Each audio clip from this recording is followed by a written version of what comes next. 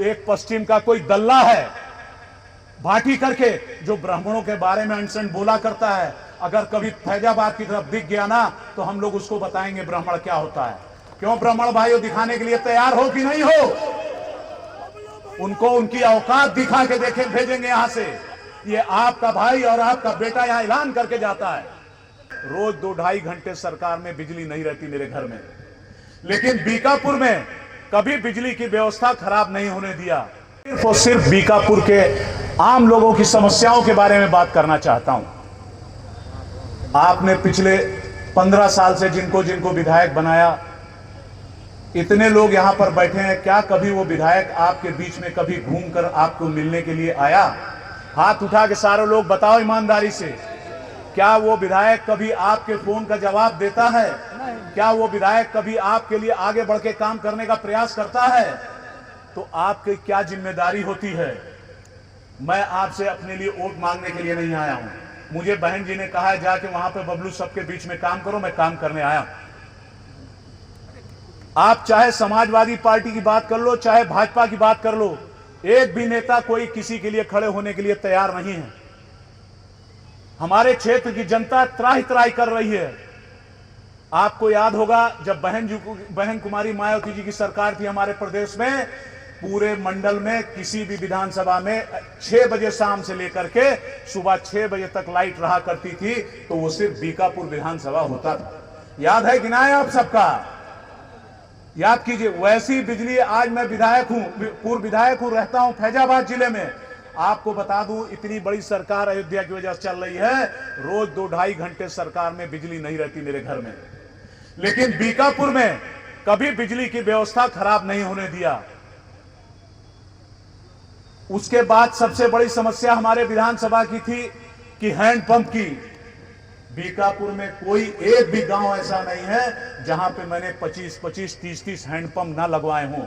कोई भी गांव का आदमी उठ के बता दे बबलू सिंह गलत बोल रहे हैं तो मैं आपके बीच से चला जाऊंगा। भी कोई ऐसा गांव नहीं जिसमें 25-25, 30-30 हैंडपंप न लगवाए हो। और जिस दिन जब मैंने लगवाया था अपनी सरकार में, उसके बाद आज तक एक भी हैंडपंप किसी गांव में लगा हो तो कोई बता दे। कोई पूछने वाला नहीं। आपका पुरसा हाल, वोट लेकर विधायक बनते हैं, विधायक बनने के बाद राजा बाबू की तरह घर में चले जाते हैं एयर कंडीशन में, और घर में रहते हैं या लखनऊ घूमते हैं और बता देते हैं मीटिंग होती है, मीटिंग में है। आपका भाई, आपका बेटा भी विधायक था। आपको याद है तहसील में आके हर हफ्ते बैठा करता था, मैं पेड़ के नीचे बैठ जाता था, सैकड़ों लोगों को वहीं पे, हजारों लोगों की समस्याएं डेली वहीं पर बैठ के निपटाया करता था।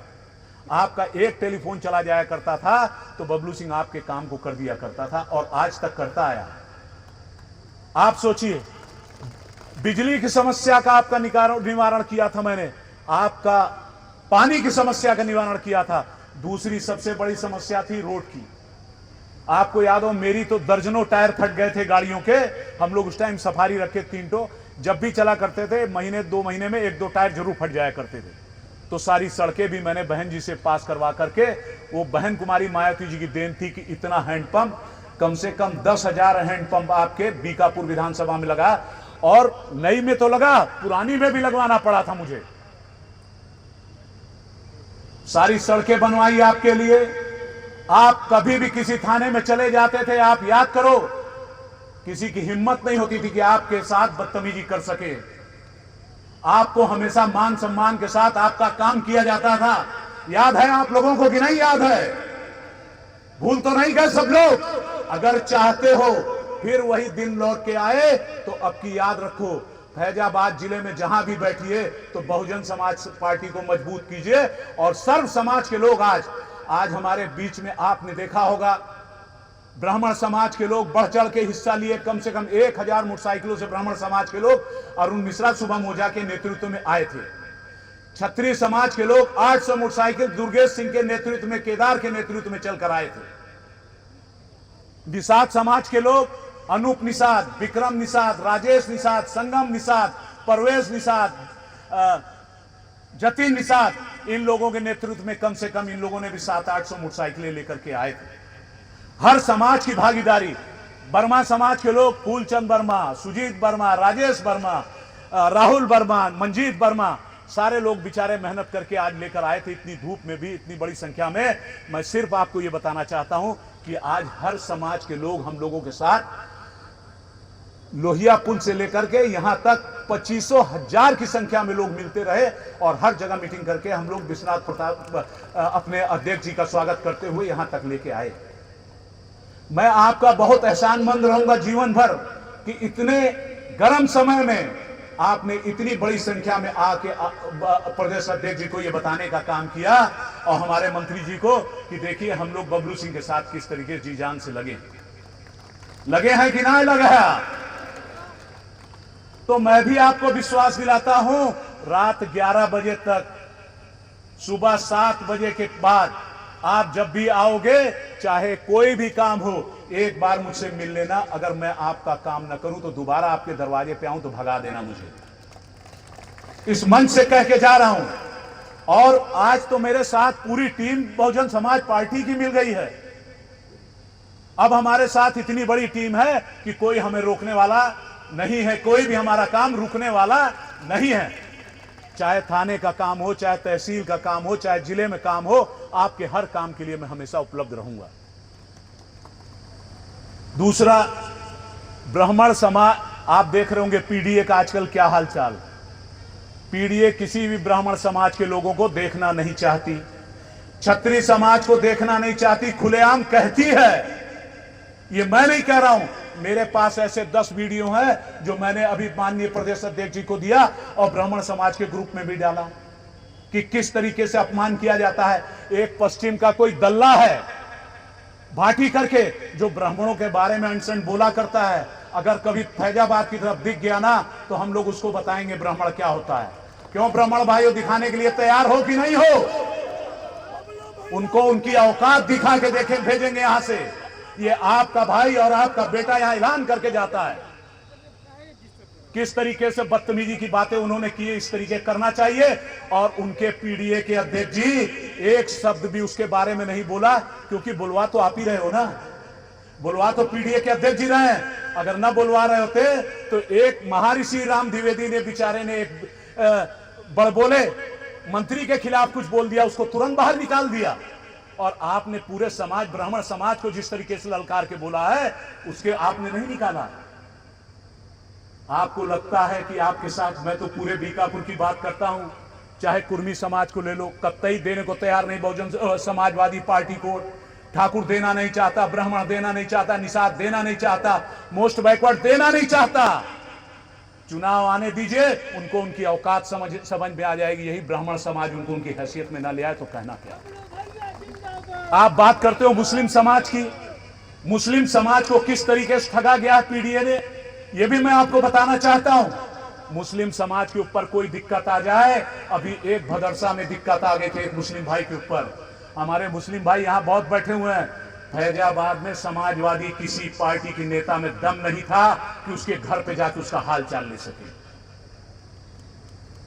और उसके बाद भी मुस्लिम भाई 6% यादव, 21% मुसलमान, इतना उनके साथ वोट करता है। अरे उस मुस्लिम की तो बात छोड़ दो, आजम खान साहब इतने दिनों से जेल के अंदर है, उनकी मदद करने नहीं गई समाजवादी पार्टी, तो क्या यहां के मुस्लिमों की मदद करने आएगी? कतई नहीं आएगी, यहां नहीं, पूरे प्रदेश में। अगर मुस्लिम भाई आप चाहते हो कि आपका मान सम्मान बरकरार रहे, बचा रहे, तो बहुजन समाज पार्टी के साथ 24% वोट के साथ आप मिल जाओ। 21 नहीं दोगे, 15 भी दे दोगे तो कोई दूसरी सरकार बनने के लिए प्रदेश में खड़ी नहीं हो पाएगी आपके आगे। आज तो हमारी पार्टी के साथ बहन जी तो सर्व समाज को लेकर चलती हैं। ब्राह्मण समाज, क्षत्रिय समाज, क्षत्रिय आपका बेटा देखिए आपके बीच में ही खड़ा है। मैंने ब्राह्मण समाज की तरफ से आज ऐलान किया, प्रदेश में किसी ने नहीं किया, मैंने खुलेआम मंच से किया है। कौन है मोस्ट बैकवर्ड? बेचारा परेशान है। जब ठाकुर पंडितों का काम नहीं हो रहा है तो आपको क्या लगता है मोस्ट बैकवर्ड की कोई सुनता होगा?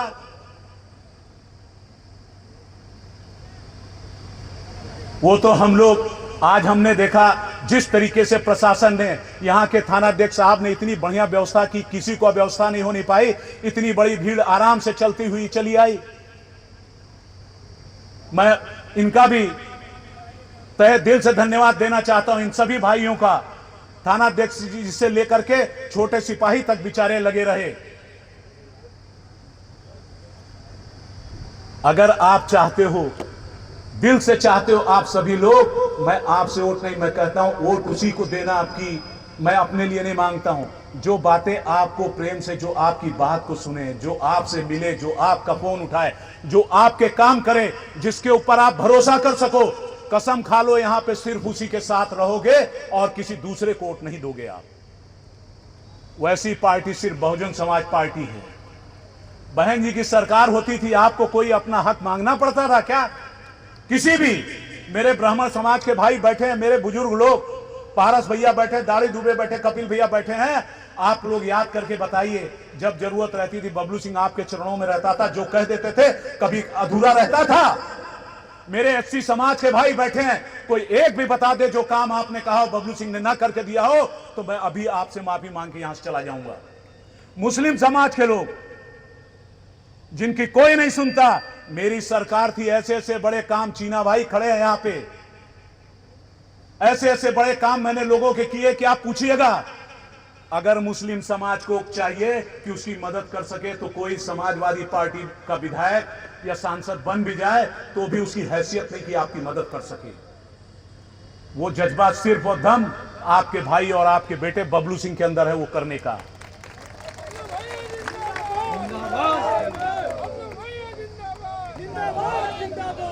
आप बताओ, कोई गलत बात मैं कह रहा हूं?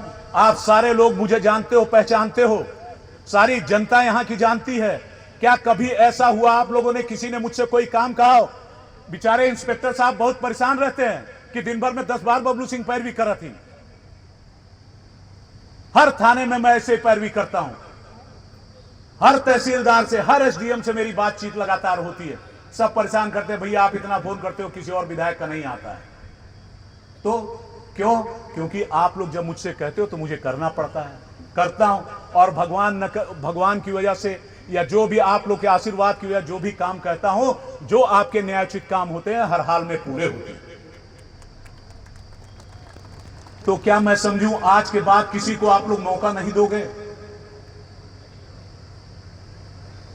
आज सारे लोग हाथ उठा के प्रदेश अध्यक्ष जी को विश्वास दिलाओ कि बहुजन समाज पार्टी बबलू सिंह के साथ आप डंके की चोट पे रहोगे। बबलू भैया जिंदाबाद, जिंदाबाद, जिंदाबाद। बबलू भैया जिंदाबाद, जिंदाबाद, जिंदाबाद। मैं भी आपको वादा करता हूं, विधायक नहीं बनूंगा अगर आपने बनाया, मैं आपका बेटा और आपका भाई बन के चलूंगा। और मैंने दिखाया है, मैं डायलॉग बाजी या बड़ी बातें नहीं करता, मैं सिर्फ जमीन की बात करता हूं। आपका बेटा और आपका भाई, एक एक आदमी का काम करने की पूरी ताकत लगा के काम करूंगा। चाहे मेरा सम्मान मान रहे न रहे, लेकिन आपके मान के सम्मान में कभी कमी नहीं आने दूंगा।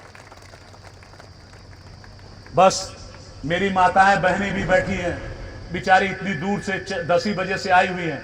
मैं उन सभी से हाथ जोड़ के क्षमा मांगता हूं, इतना देर बैठना पड़ा। आप सब लोगों का आशीर्वाद मेरे साथ रहे, यही लास्ट में कहना चाहता हूं।